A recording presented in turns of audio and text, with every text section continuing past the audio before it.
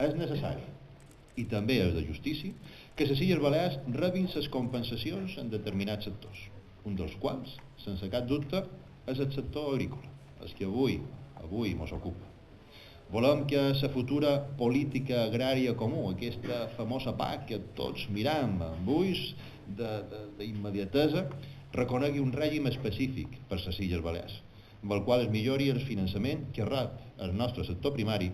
de manera que ens permeti competir amb igualtat de condicions amb els productors agrícoles i ramaders, no només de la península, sinó també de la Unió Europea.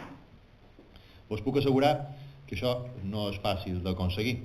com tampoc és fàcil aconseguir compensació en altres sectors, com el del transport, i més en aquests moments de dificultat no només per un govern insular, un govern autonòmic, un govern estatal, però que aquest govern ho continuï lluitant, ho continuï intentant. Ahir mateix a Brussel·les, fa una setmana a Estrasburg, en relacions directes i contínues i constants precisament amb els màxims mandataris, amb els comissaris que són els que tenen aquesta responsabilitat. Per tant, jo vos vull dir que aquest president i aquest govern continuarà dia darrere dia,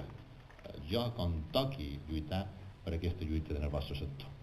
En qualsevol cas, exemples com els d'aquest centre capvespre demostren la capacitat del sector agroalimentari de Balears per reinvertir-se,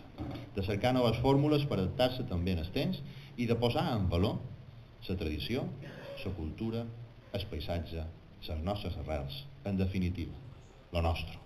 Tenim magnífics exemples d'aquesta adaptació constant de les illes que demostren el coratge i el caràcter emprenedor d'unes persones a les quals li devem el mèrit del nostre paisatge i de lo millor que tenim. Pensen al Forst.